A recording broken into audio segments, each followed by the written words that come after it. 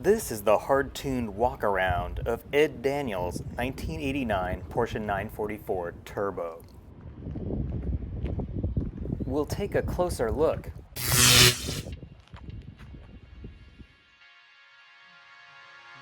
Inside.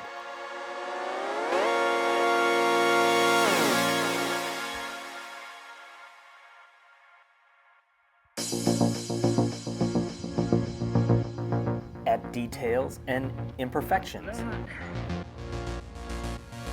Underneath. And we'll take a quick look at records and paperwork on this 944 Turbo. From behind the wheel, this is a tight, rattle-free Porsche that doesn't feel at all like a 33-year-old car. A lot of that is owed to the maintenance and care from its two owners. 1989 was a significant year for the 944 Turbo as it retained the 2.5-liter, 247 horsepower engine configuration from the limited production 944 Turbo S of 1988. Acceleration to 60 was around 5.7 seconds, making it only 4/10 slower than the 911 Turbo of the time. It was sold new at Carlson Porsche Audi Peugeot in Palo Alto, California on November 27, 1989. The first owner was located in San Jose, California at the time, and later moved to Sea Ranch, up the coast. He added 104,000 miles in his 24 years of ownership before selling it in January of 2013 to the current owner, who's enjoyed it for the past 9 years. It just passed 150,000 miles, and what's desirable about this particular example is that the service records show the history of maintenance with regular intervals, both in time and mileage throughout its life, highlighting the fact it has been a well-cared-for 944 Turbo.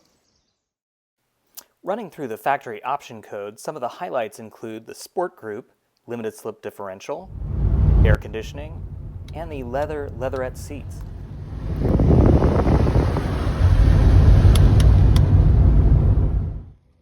Let's take a look at the interior.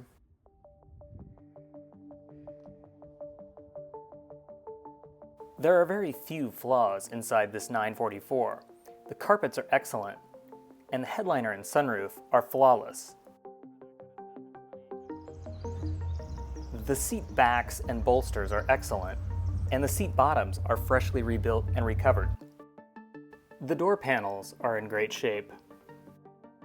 There are a couple of chips, probably from the seat belt on the passenger door window frame at the rear.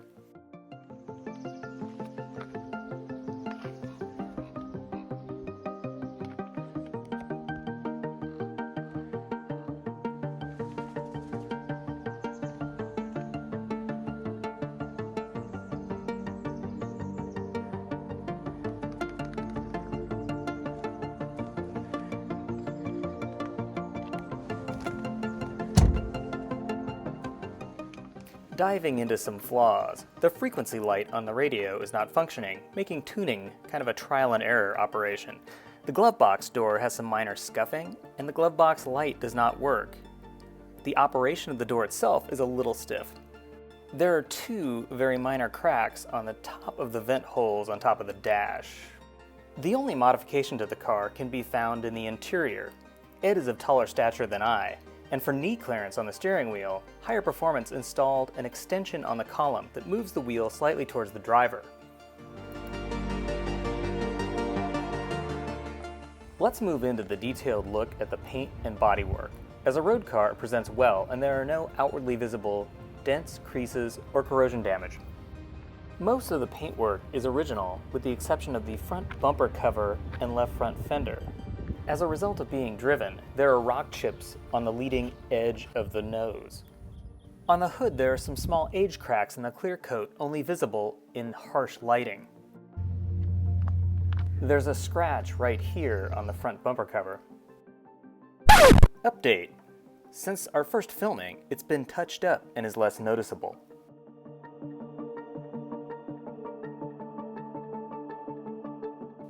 The bumper cover and left front fender were involved in a minor incident in 2016. There's a dull spot here, which may respond to more polishing, and some cross-hatching sanding marks near this area that were impossible to photograph, just above it. Ed went back to the detailer, and it did respond to polishing, as seen here. Below it, there's a slight wave in the flare, only visible from certain angles. The Carfax report and receipts corroborate the extent of work from the 2016 bumper cover and fender incident. There are two nicks in the Beltline door guard on the passenger side, there they are, and some chips at the lower edge of the door sill on the same side. And there's one small chip at the edge of the driver's door Beltline strip. All of the factory-applied rock chip guard material shows age cracking.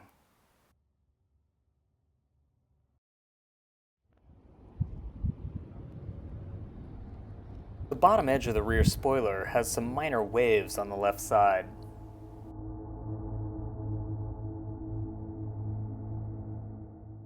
The rear lenses are excellent, and the foamy surrounding gasket shows a slight patina.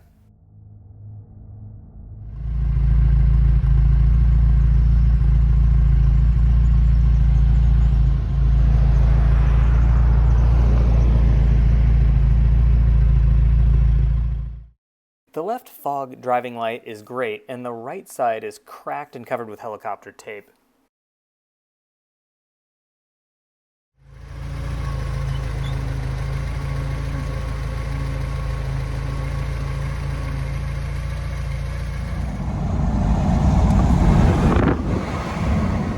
Glass.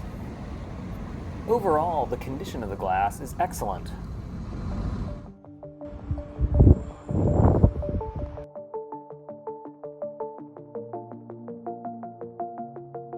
The only significant flaw is this rock chip just left of center on the windshield. All of the rubber is in good shape.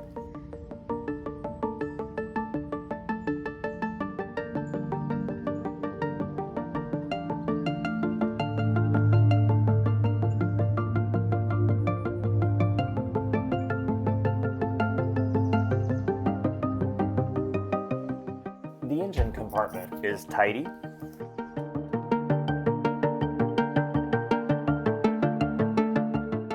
The factory jack, spare, and air compressor are all present. Wheels and tires. The factory 7-spoke alloys ride on Toyo Proxys, 225/50 ZR16s up front and 245/45 ZR16s in the rear. The only imperfection is a tiny bit of curb rash on the right rear wheel. Let's go down to the shop and put it in the air. Here's a close-up of the rockers.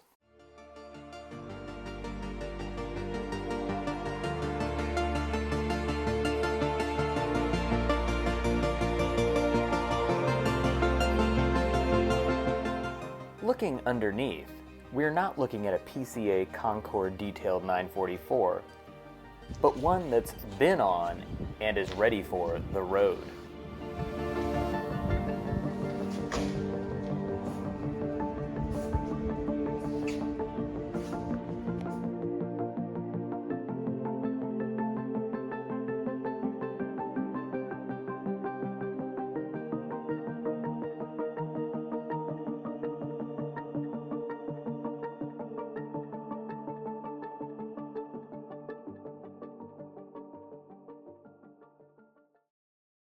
Records and paperwork. The documentation of the service history of this 33-year-old Porsche sets it apart from many other examples. It was serviced by the selling dealership Carlson Porsche for 3 years, which is reflected in the stamped factory warranty book in the manual. From 1992 until 2021, it was serviced by a single specialist shop, Higher Performance, in Mountain View, California, and service records throughout the mileage history are present.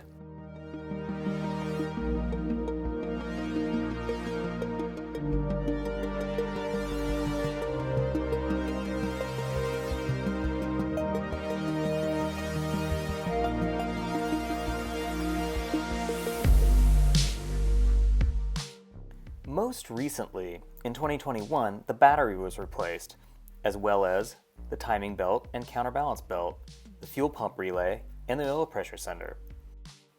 And in May of this year, it received a new clutch, pilot bearing, and crank position sensor. To see it in action and get behind the wheel, check out the drive video.